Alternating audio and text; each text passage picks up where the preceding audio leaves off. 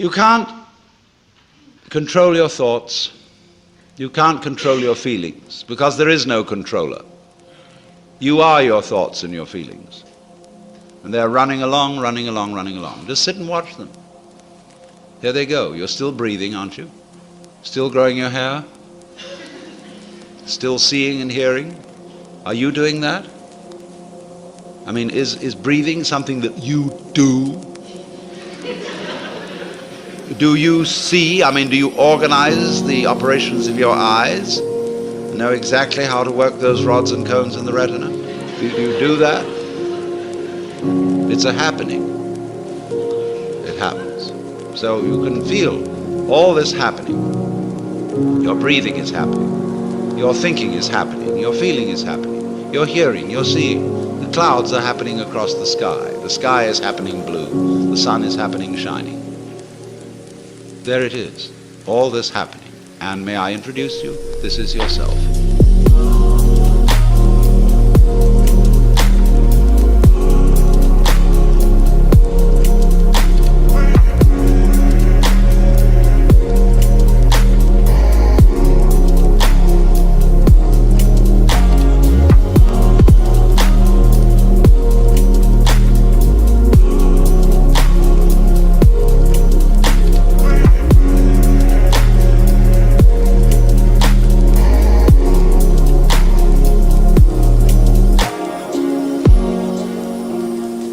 This begins to be a vision of who you really are.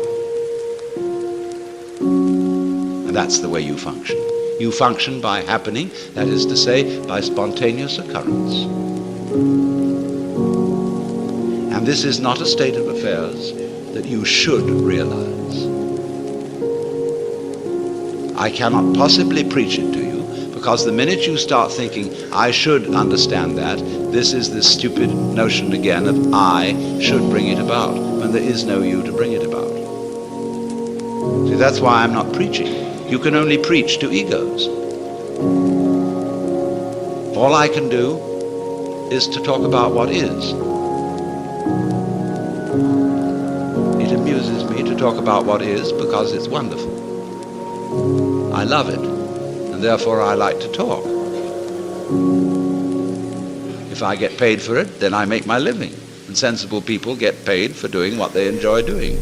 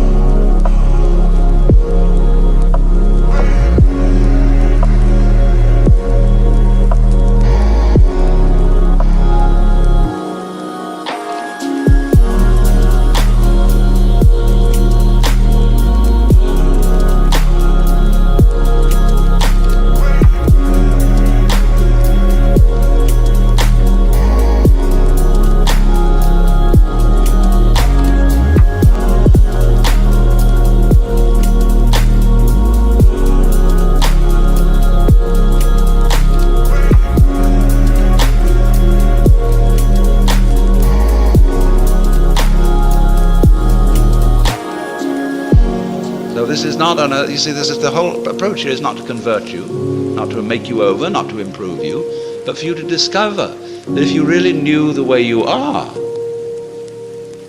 things would be sane. But you see, you can't do that. You can't make that discovery because you're in your own way. So long as you think, I'm I. So long as that hallucination blocks it. And the hallucination disappears only in the realization of its own futility. When at last you see you can't do it. You cannot make yourself over. You cannot really control your own mind. See, when we try to control the mind, a lot of yoga teachers try to get you to control your own mind, mainly to prove to you that you can't do it. There's nothing, a fool who persists in his folly will become wise. So what they do is they speed up the folly. And so you get concentrated. And you can have a certain amount of superficial and initial success by a process commonly called self-hypnosis. And you can think you're making progress. And a good teacher will let you go along that way for a while until he really throws you that way. Why are you concentrating?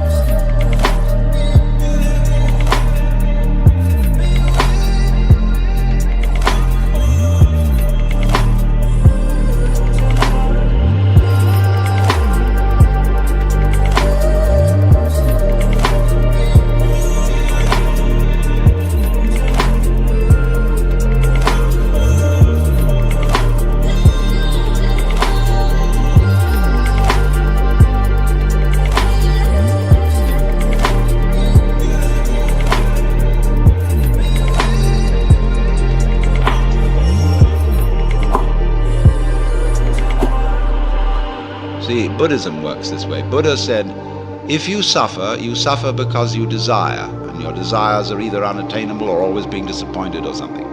So cut out desire.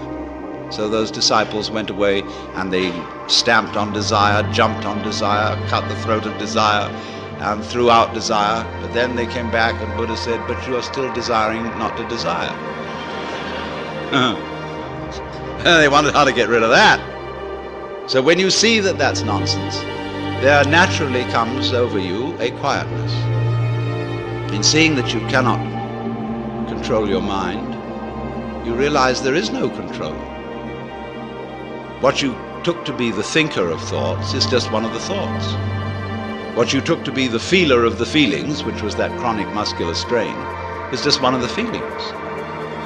What you took to be the experiencer of experience is just part of the experience.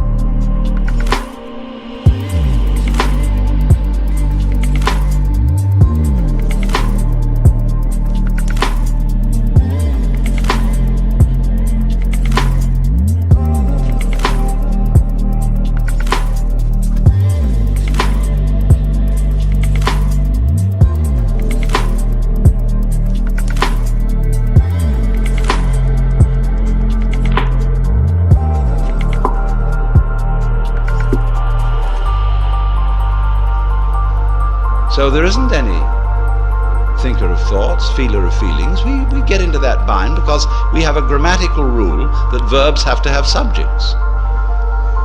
And the funny thing about that is that verbs are processes and subjects are nouns, which are supposed to be things. How does a noun start a verb? How does a thing put a process into action? Obviously it can't. But we always insist that there is this subject called the knower. And without a knower, there can't be knowing. Well, that's just a grammatical rule. It isn't a rule of nature. In nature, there's just knowing, like you're feeling it. And I have to say you are feeling it, as if you were somehow different from the feeling. When I say I am feeling, what I mean is there is feeling here. When I say you are feeling, I mean there is feeling there.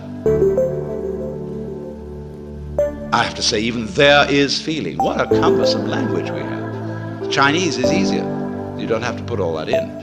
Or you can say things twice as fast in Chinese as you can in any other language.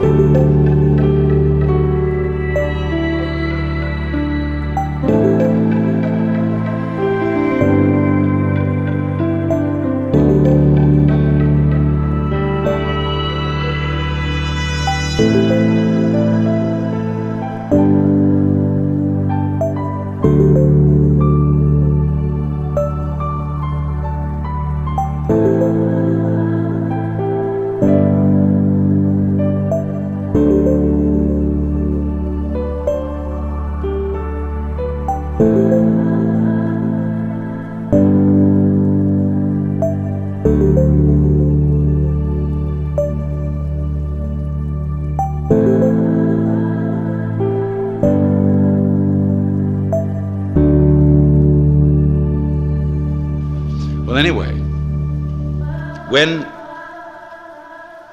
you come to see that you can do nothing, that the play of thought, of feeling, etc., just goes on by itself as a happening,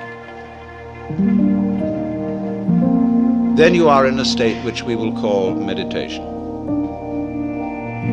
And slowly, without being pushed, your thoughts will come to silence. That is to say, all the verbal, symbolic chatter going on in the skull. Don't try and get rid of it, because that will again produce the illusion that there's a controller. Just, it goes on, it goes on, it goes on, and finally it gets tired of itself and bored and stops. And so then there's a silence. And this is a deeper level of meditation.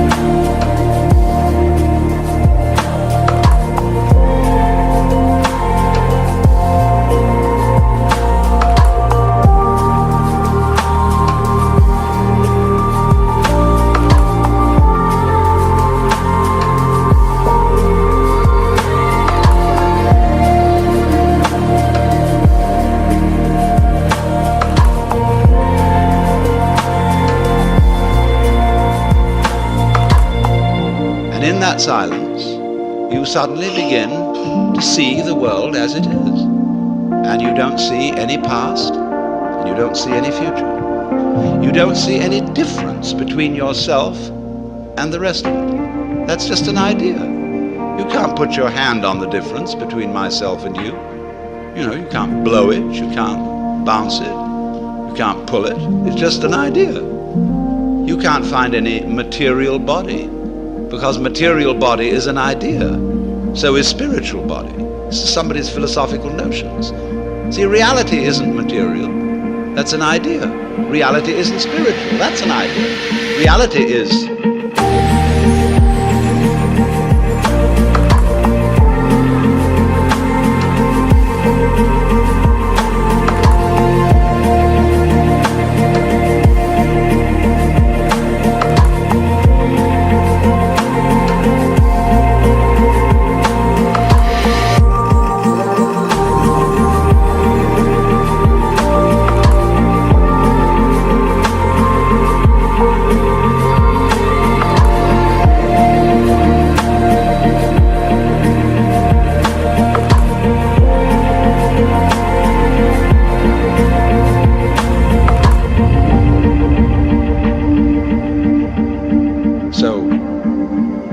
we find, if I've got to put it back into words, that we live in an eternal now.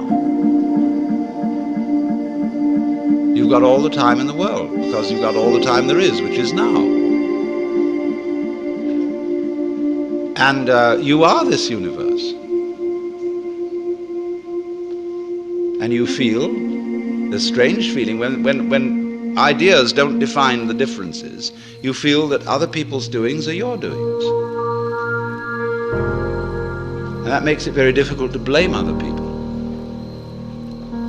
If you're not sophisticated theologically, you may, of course, run screaming in the streets and say that you're God. In a way, that's what happened to Jesus, because he wasn't sophisticated theologically. He only had Old Testament biblical theology behind him. If he'd had Hindu theology, he could have put it more subtly. But it was only that rather primitive theology of the Old Testament. And that was a conception of God as a monarchical boss. And you can't go around and say, I'm the boss's son.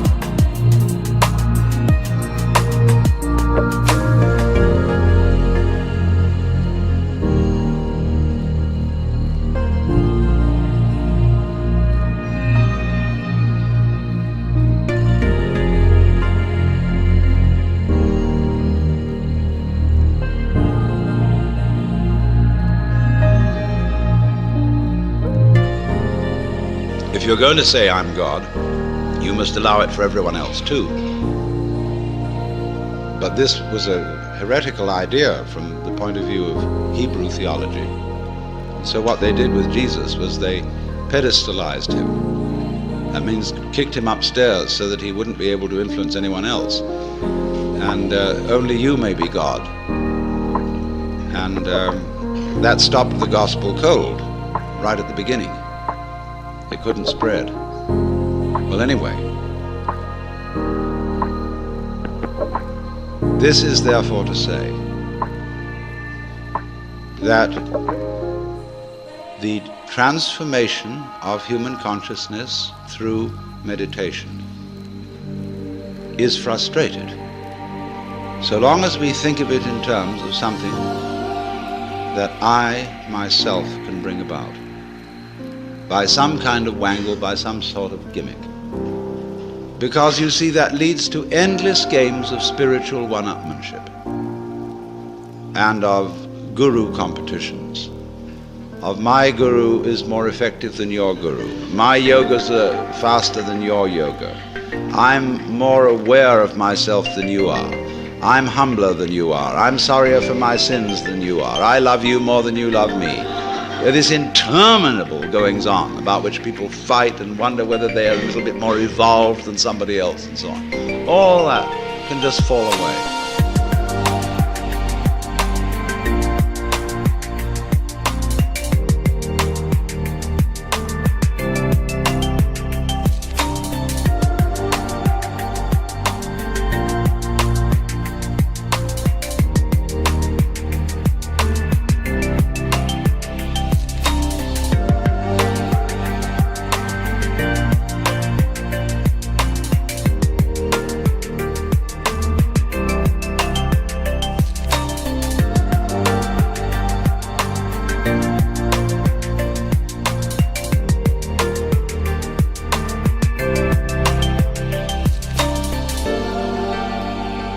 Then we get this strange feeling that we have never had, you see, in our lives, except occasionally by accident. Some people get a glimpse that we are no longer this poor little stranger and afraid in a world it never made,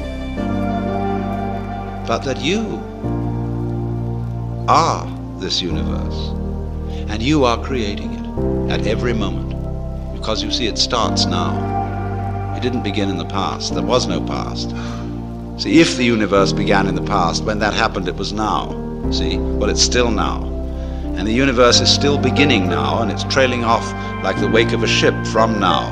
And the wake of the ship fades out, so does the past. You can look back there to explain things, but the explanation disappears. You'll never find it there. Things are not explained by the past. They're explained by what happens now. That creates the past. It begins here. That's the birth of responsibility. Because otherwise, you can always look over your shoulder and say, well, I'm the way I am because my mother dropped me. And she dropped me because she was neurotic because her mother dropped her. And away we go back to Adam and Eve, or to a disappearing monkey or something. We never get at it. But in this way, you're faced with it, you're doing all this. And that's an extraordinary shock. So, cheer up. You can't blame anyone else for the kind of world you're in. And if you know, you see, that I, in the sense of the person, the front, the ego, it really doesn't exist, then it won't go to your head too badly if you wake up and discover that you're God.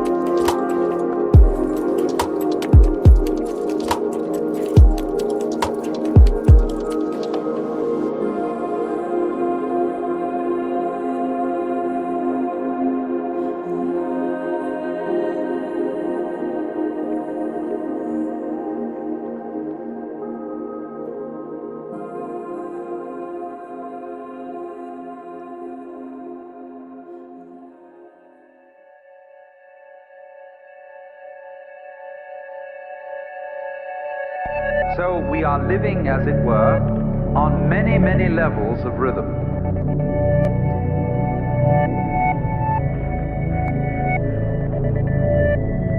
This is the nature of change. If you resist it, you have dukkha, you have frustration and suffering. But on the other hand, if you understand change, you don't cling to it, and you let it flow, then it's no problem. It becomes positively beautiful, which is why in poetry, the theme of the evanescence of the world is beautiful.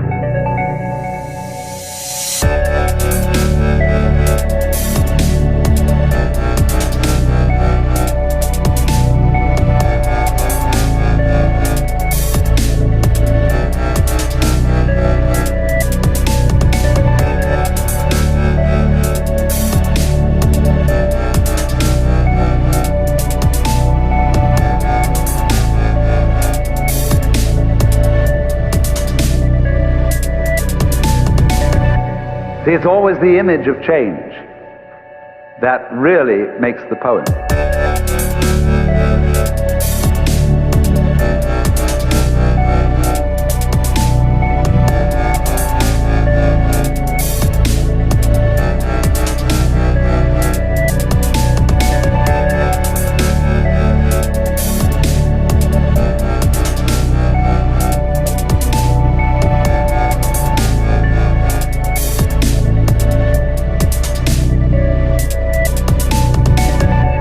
Japanese have a word, yugen, Y-U-G-E-N,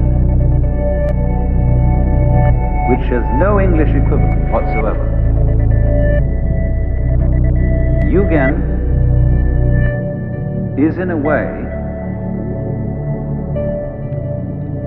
digging change. It's described poetically. You have the feeling of yugen when you see out in the distant water some ships hidden behind a far-off island. You have the feeling of yugen when you watch wild geese suddenly seen and then lost in the clouds.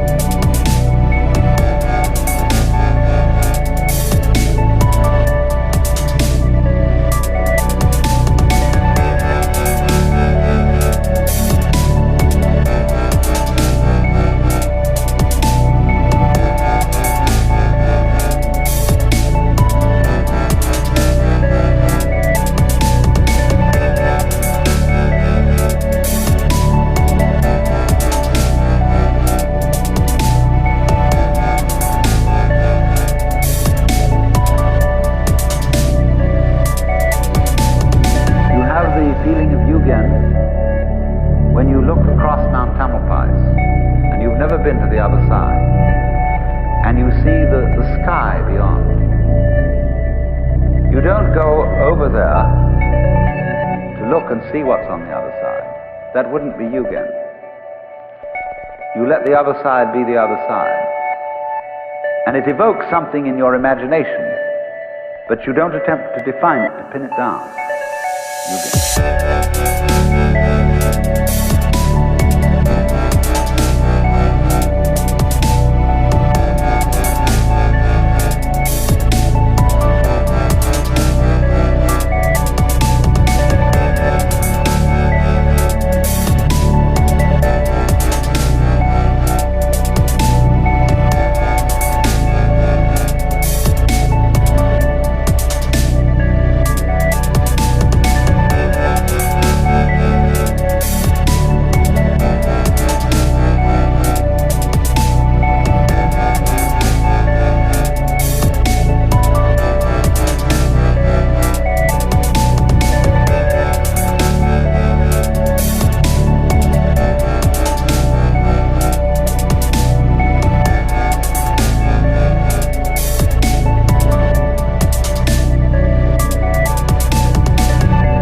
So in the same way, the coming and going of things in the world is marvelous. They go. Where do they go? Don't answer, because that would spoil the mystery.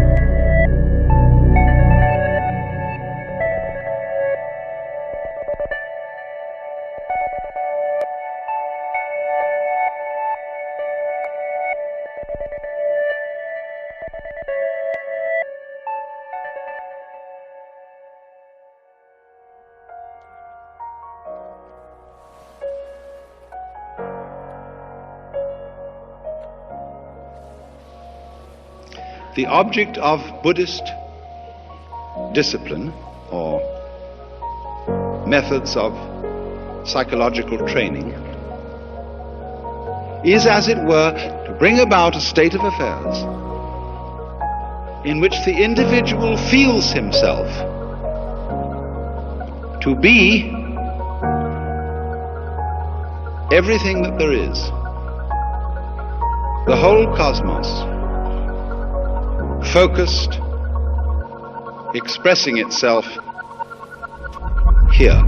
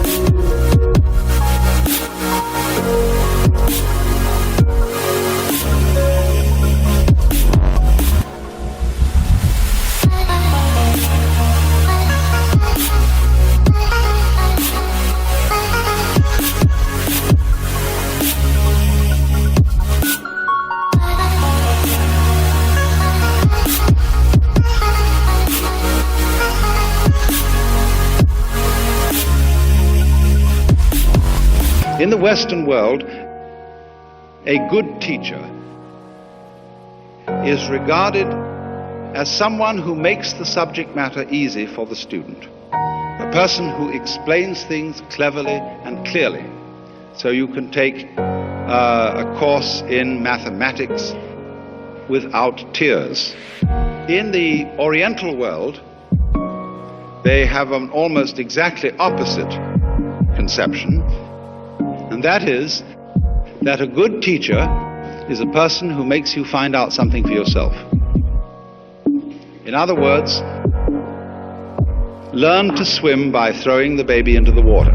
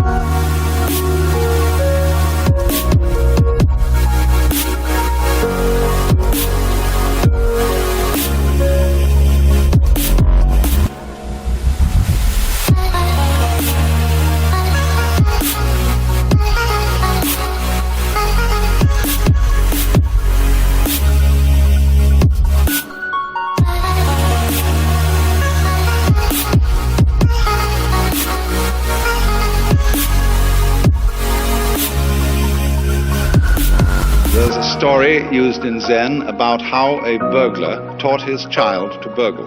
He took him one night on a burgling expedition and locked him up in a chest in the house that he was burgling and left him. And the poor little boy was all alone, locked up in the chest, and he began to think, how on earth am I going to get out? So he suddenly called out, "Fire! Fire!" And everybody began running all over the place, and they heard this shriek coming from inside the chest, and they unlocked it, and he rushed out and shot out into the garden. Everybody was in hot pursuit, calling out, "Thief, thief!" And he went by a well, and he picked up a rock and dropped it in the well. And everybody thought, The poor fellow has jumped into the well and committed suicide. And he got away. He got home, and his father said, "Congratulations, you have learned the art." And surely the reason that we all would be seekers is that we feel some disquiet about ourselves. Many of us want to get rid of ourselves. We can't stand ourselves. And so we watch television and go to the movies and read mystery stories and join churches in order to forget ourselves, in order to merge with something greater than ourselves.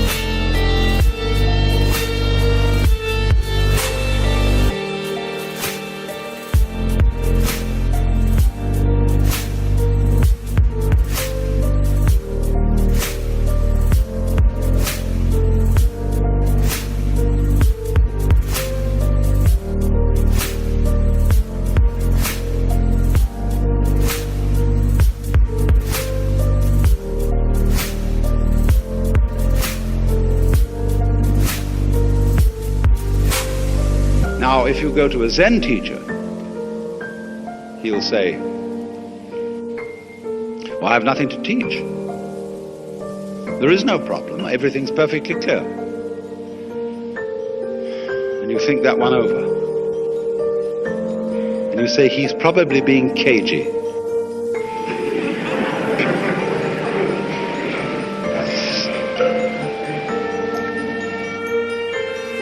He's testing me out to see if I really want to be his student.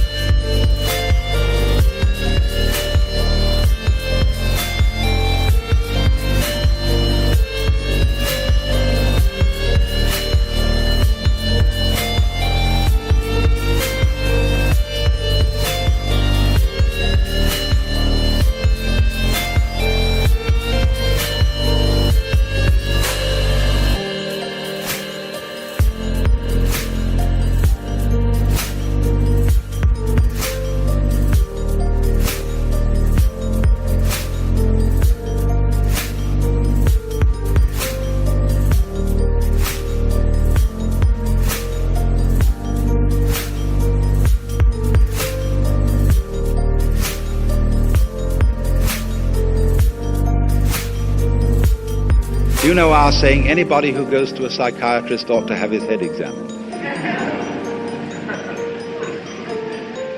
There's a double take in that saying, you see. So in the same way, anybody who goes with a spiritual problem to a Zen master defines himself as a nut, and the teacher does everything possible to make him as nutty as possible.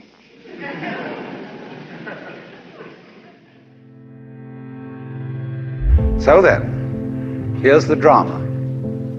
My metaphysics, let me be perfectly frank with you, are that there is the central self. You can call it God, you can call it anything you like.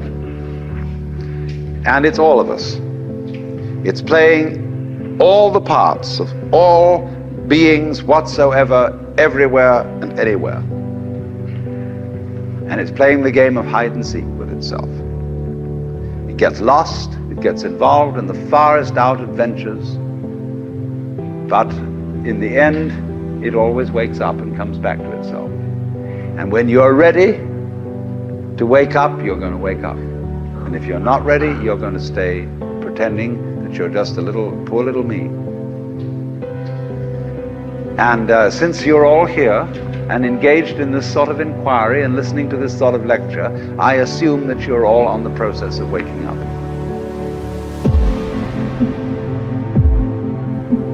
Or else you're teasing yourselves with some kind of flirtation with waking up, which you're not serious about. But I assume maybe you are, not serious but sincere, that you are ready to wake up. So then, when you're in the way of waking up and finding out who you really are, you meet a character called a guru.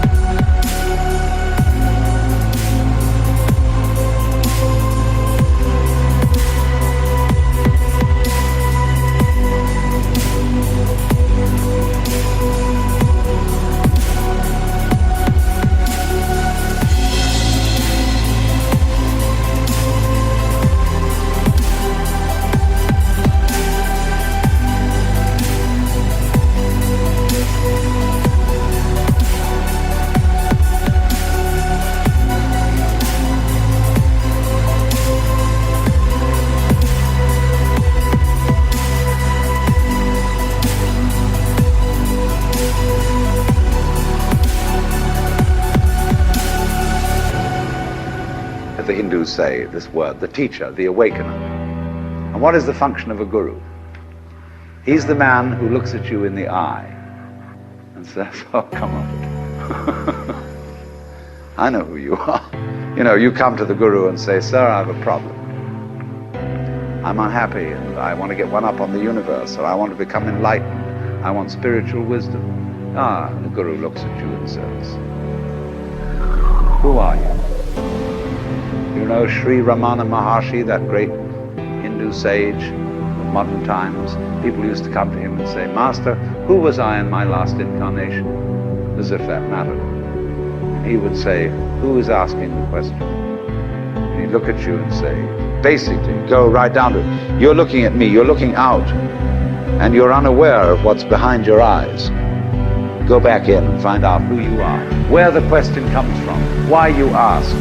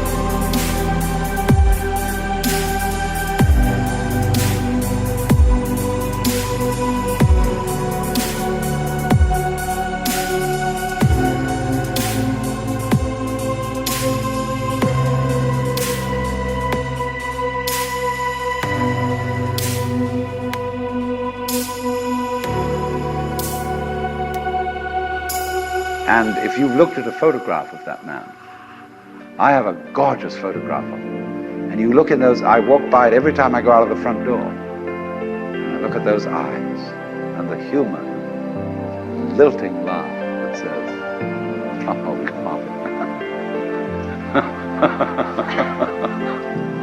Shiva, I recognize you.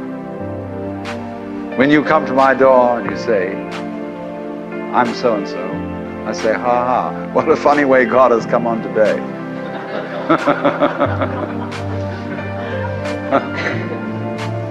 There are all sorts of tricks, of course, that gurus play. They say, well, we're going to put you through the mill. And the reason they do that is simply that you won't wake up until you feel you've paid a price for it.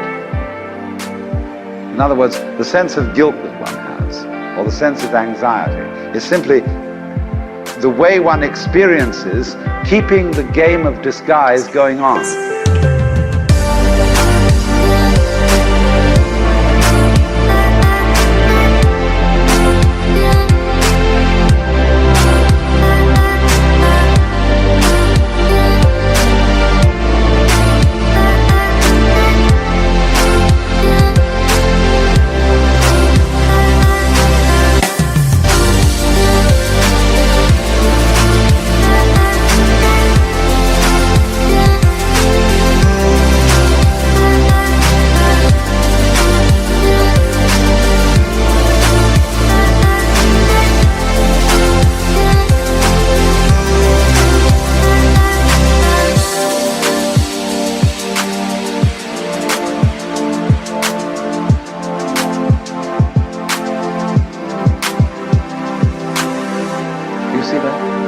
Supposing you say, I feel guilty. Christianity makes you feel guilty for existing. That somehow, the very fact that you exist is an affront. You are a fallen human being. I remember as a child when we went to the services of the church on Good Friday, they gave us each a colored postcard with Jesus crucified on it. And it said underneath, "This have I done for thee, what doest thou for me?" You know, you felt awful. You nailed that man to the cross. Because you eat steak, you have crucified Christ. Because you killed the bull. After all, you depend on it. Mithra, it's the same mystery. And what are you going to do about that? This have I done for thee, what doest thou for me? You feel awful that you just exist at all. But that sense of guilt is the veil across the sanctuary. Don't you dare.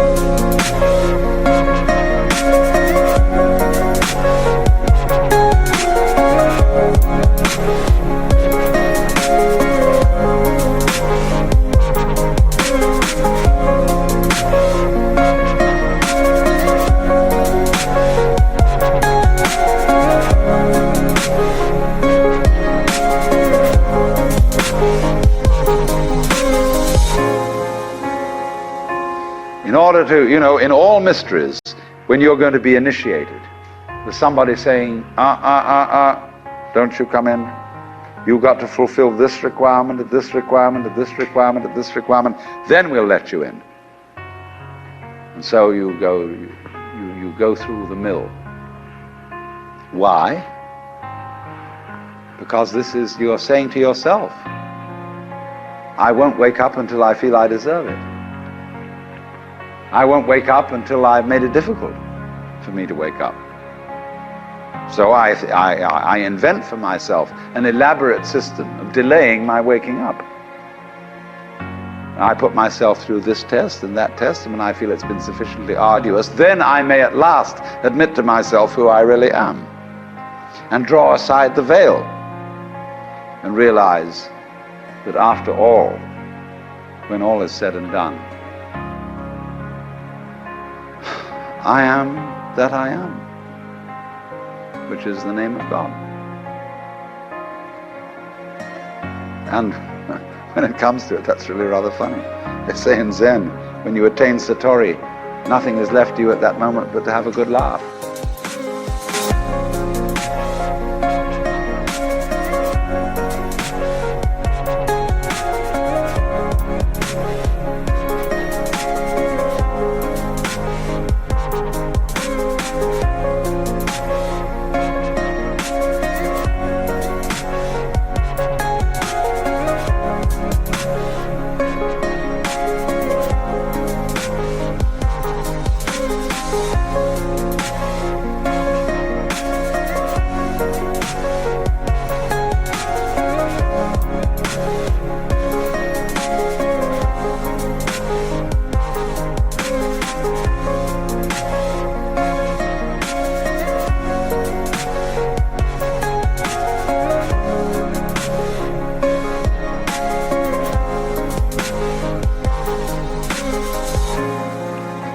naturally, all masters, Zen masters, yoga masters, every kind of master, puts up a barrier and says to you,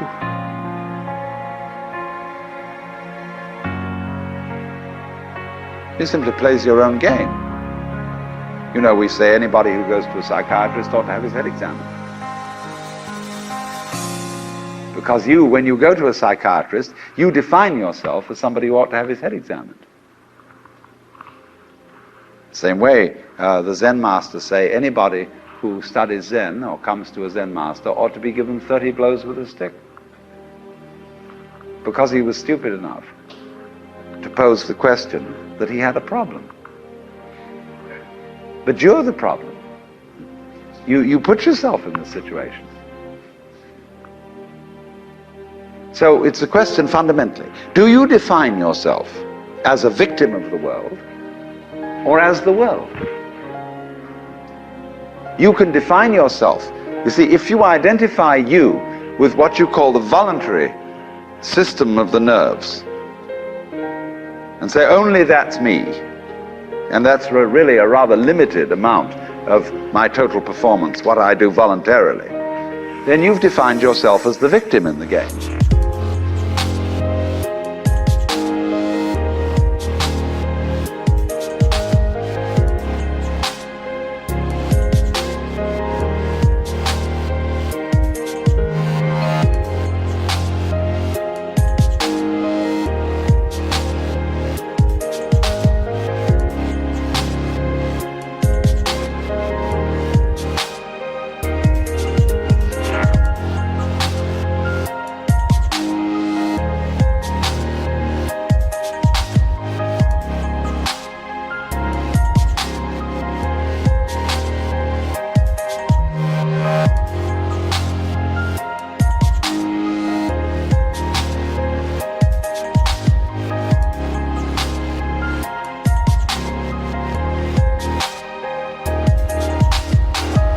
And so you are able to feel that life was a trap.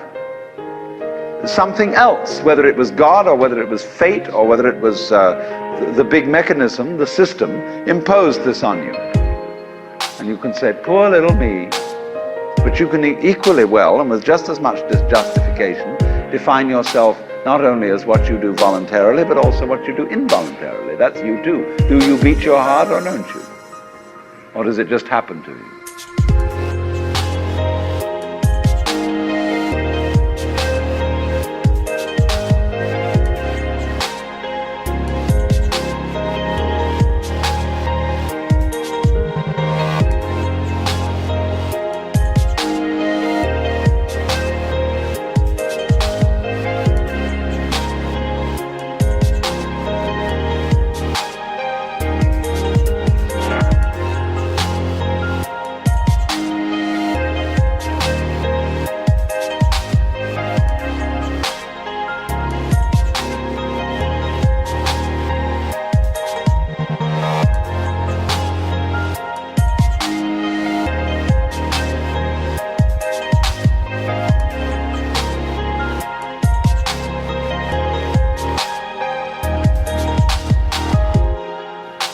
And if you define yourself as the works, then nobody's imposing on you.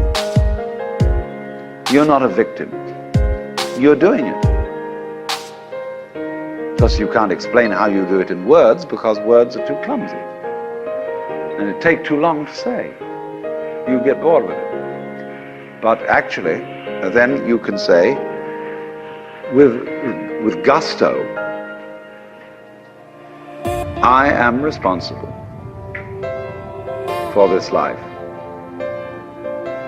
Whether comedy or tragedy, I did it.